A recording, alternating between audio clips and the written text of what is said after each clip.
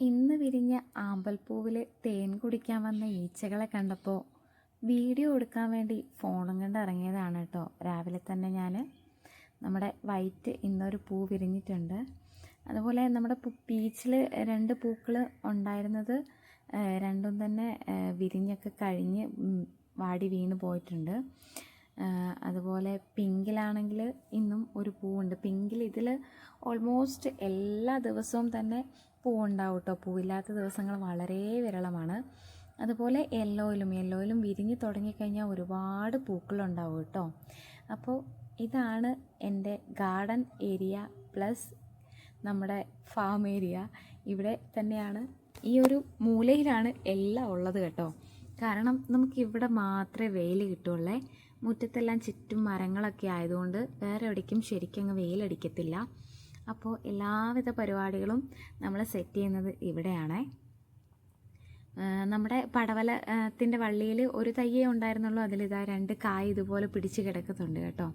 അതുപോലെ ഈ ഏരിയ ഞാൻ പറഞ്ഞല്ലോ, പച്ചക്കറിയും ഇവിടെ തന്നെയാണെന്ന്.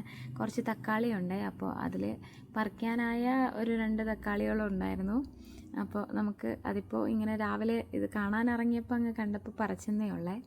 രാവിലെ ഇങ്ങനെ ഒന്ന് ഇറങ്ങി ഇവിടെ ഒന്ന് ചുറ്റിയിട്ടില്ലെങ്കിൽ എനിക്കൊരു സമാധാനം ഉണ്ടാവില്ല കേട്ടോ. ഈ ഇറങ്ങി നടക്കൽ ഇപ്പോൾ ഒരു ശീലമായിട്ടുണ്ടേ. അപ്പോൾ ഇതാ നമ്മുടെ തക്കാളി മരം അത്യാവശ്യം നല്ല ഉയരത്തിൽ പോയിട്ടുണ്ട്. ഞാൻ 2 രൂപയ്ക്ക് ഇവിടുത്തെ ഫാമിൽ നിന്ന് വാങ്ങിയ തക്കാളി തൈയാണ് കേട്ടോ. അത്യാവശ്യം നല്ല ഹൈറ്റിൽ, എന്നെക്കാട്ടിയും ഹൈറ്റിൽ പോയിട്ടുണ്ട്. അപ്പോൾ ഇതാ കണ്ടോ, കോലൊക്കെ കെട്ടിക്കൊടുത്ത് ഇതുപോലെ നിർത്തിയേക്കുവാണ്. അവിടെ നിന്ന് തന്നെ 2 രൂപയ്ക്ക് ഞാൻ വാങ്ങിയതാണ് ആ പച്ചമുളകിൻ്റെ തൈയും അതുപോലെ ഈ വഴുതനയുടെ തൈയും കേട്ടോ.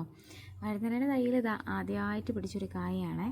പിന്നെ നമ്മുടെ റോഡ് സൈഡിൽ റോസ വിൽക്കുന്നത് കണ്ടിട്ടില്ലേ, അങ്ങനെ കണ്ടപ്പോൾ ഭംഗി തോന്നിയിട്ട് ഞാൻ വാങ്ങിയതാണ്. ഈ ഒരു പിങ്കും ഒരു വയലറ്റ് ഷെയ്ഡാണ് ഇത് അപ്പുറത്ത് നിൽക്കുന്നത്, യെല്ലോ കളറായിട്ട്.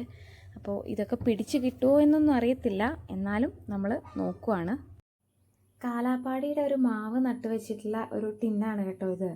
ഇതിലാണ് നമ്മൾ നമ്മുടെ പടവലത്തിൻ്റെ വള്ളി നട്ടുവെച്ചത്.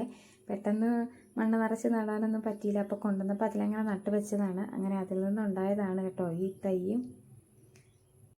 ദാ ഇങ്ങനെ ഈ കാണുന്ന ഒരു ഏരിയ മുഴുവനാണ് കേട്ടോ ഞാൻ പറഞ്ഞ നമ്മുടെ കൃഷിമൂല, അല്ലെങ്കിൽ നമ്മുടെ ഗാർഡൻ മൂല എന്ന് പറയുന്ന ഏരിയ.